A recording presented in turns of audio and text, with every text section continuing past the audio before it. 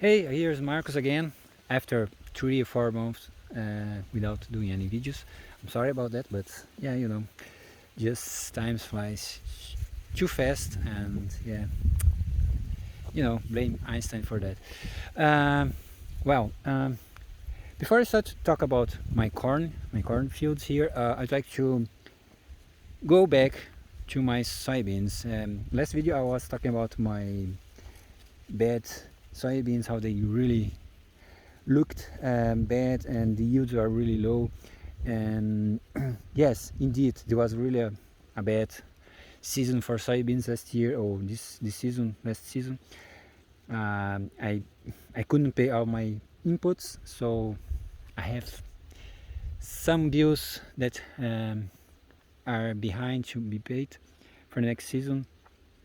Just had a deal with my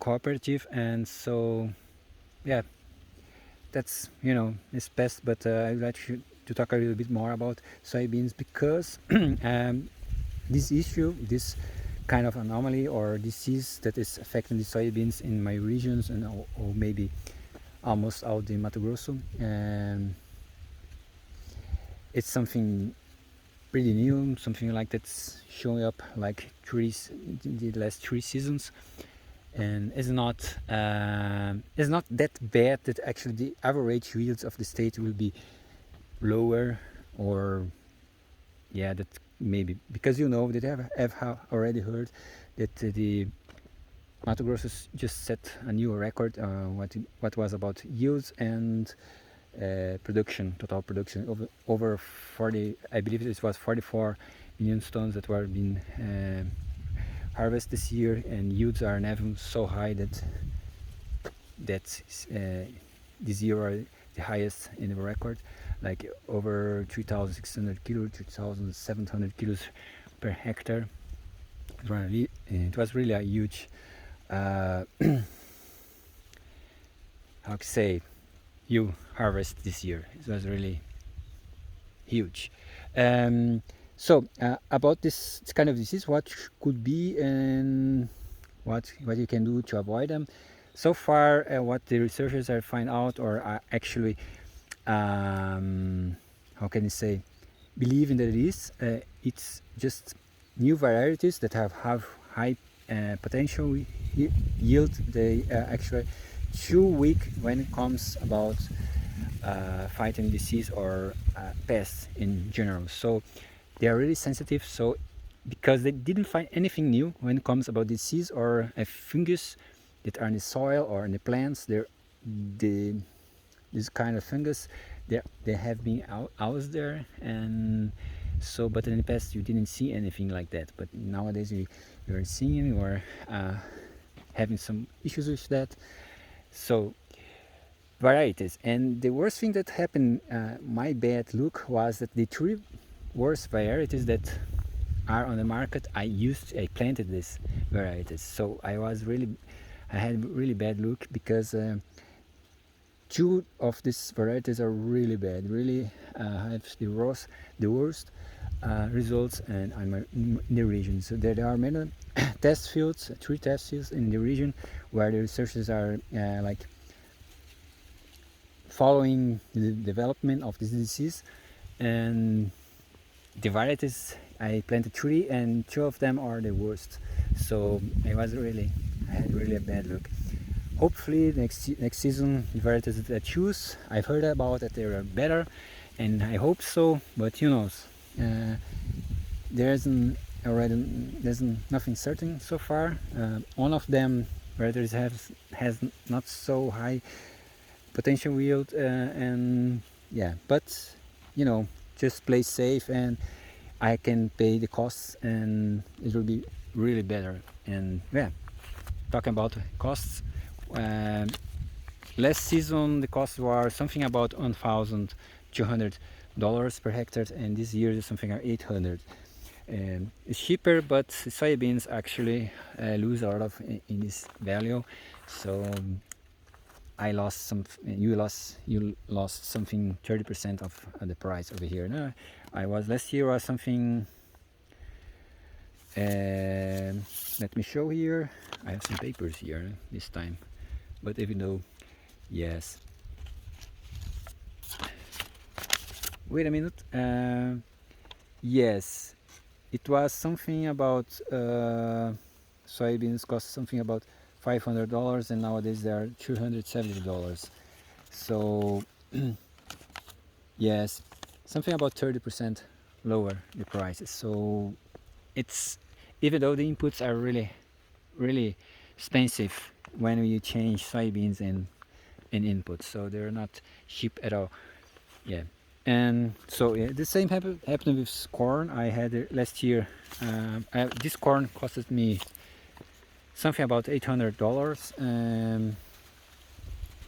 Corn was something about $210 when I purchased the inputs. I could say I sold this corn beforehand, so I'm in green, with the price of $210. Nowadays they're $117, so they're really cheaper now. So yeah, that's, I did some scarlet barter, and yeah, and I guaranteed the inputs, to pay the inputs. So I'm not doing any kind of I'm not worried about it, but to pay my inputs. But what is left, or what will be my profits? So that's the other story, because the price are really lower. And yeah, just wait and see how much I will harvest this year in the season. Corn usually an average look really good, really better than last year. You did all the measurements, you applied all the pesticides in time, and herbicide and insecticide. We really used enough for the pests. Some insects that were affecting our fields over here in Mato Grosso, and they are affected all across the Brazilian fields, cornfields, and we did, yeah, managed pretty well this year. Applied fungicide, 2 of them, because you have some issues with diplodia. I don't know if you heard about it. It's some fungus that actually attacks, or they are on. Yeah, I forget what's the name of that. Sorry about that. My vocabulary sometimes are not that good. They usually go on the grain and affect the grain, and so get rotten, and so you have to apply these fungicides to avoid them. Of course, there are other diseases, and that's some odd things about these varieties that you use here. They are really sensitive about rain and humidity. So after they are, how I can say, the reproductive phase of the plant, it's not so interesting when it's raining, because they really get the quality of the grain really fall really fast. This corn over here is, they are just breeding new varieties of corn that are really resistant to drought, but they are really sensitive when it's gonna wet. Farmers that sow their corn in January, they really have issues with that kind of disease. Of course, they are not choosing the correct varieties. They are varieties that have longer period of development, and so they can plant or sow the corn in January, and they will be okay applying the right fungicide, and we'll save. But I've heard about that some farmers are losing, like, have 40% of their grain rotten. So yes, it happens, but I believe, so talking about average yields, I believe that in Mato Grosso will set new records in corn as well, because I only heard talking about corns that are really looking good, not bad. It's they invest a lot of inputs and a lot of money in this corn this season, and the weather was playing really well this year. And really, it was La Nina, and La Nina, it's okay for us here in Mato Grosso. I don't know how the weather will play next season. We don't know. I don't know. It can be that a little bit more sunny. More sunlight at the end of the year, it can be really good for soybeans, it can be not so good, and there are some 2014 to 15 it was pretty dry, and in December it was, yes, I was without more than 20 days without rain. It was just when the my beans were setting pods, so it was not cool at all. Yes, but going back to my corn, and yeah, I believe 6,000 kilos at least. Hopefully I will harvest something about 7,000 kilos. Just wait and see what will happen, because we don't know. They're looking good, and Mato Grosso, the statistical bureau of Mato Grosso said something about 6,600 kilos in average for the state, so it'll be a huge harvest this year of corn. I'm not sure, I believe that it's 7 million hectares, and it will be something about 47 million tons or 48 million tons of corn. I can be mistaken, but I believe this is something like that. Yeah, it'll be really a huge amount of corn, and as you know, we don't have its capacity to store all this corn as well as soybeans. There is a huge pressure to sell all this corn as fast as you can, just to store this corn, you know, because there is no so much storage capacity. And yeah, soybeans is the same thing. They have to sell the soybeans that are still there just to give space for the corn. And can you imagine that you cannot just wait and look for a better price. The only way is to sell in green beforehand, and so you can pay your inputs and costs and whatever, and well, what's the profit, or a little bit more that you are harvesting, so you can wait a little bit more, but usually the cost of storage is really higher, so high, and that's not there are not advantage to holding back the corn or soybeans. Well, I don't know if you show a little bit more inside or the row. As you can see over here, it looks really dry. And last rain it was in the beginning, the first week of May. Now we are like 40 days without rain, and it was 20 millimeters. And April it was 120 millimeters, a bit more.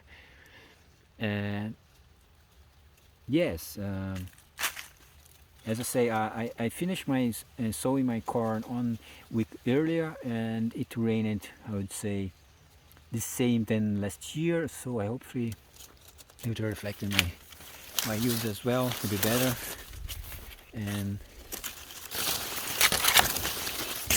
yes, as you can see,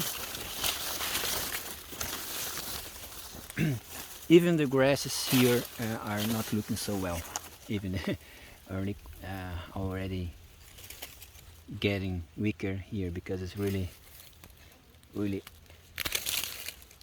dry already, and you can see even the soil is cracking up. Yes, I believe for 2 days that's all. I want to improve my English, because there are a lot of missing words, definitions that are really important in farming, and so I hope I can improve it, and just actually to prepare myself before I do some videos, because just being so, how can I say, spontaneous is not working so well. As you can see, yeah, have a nice day, and thank you for watching. I hope I can improve my videos and my information as well, about talking more about market and environment and issues that I believe that's really important. And yeah, see you next time.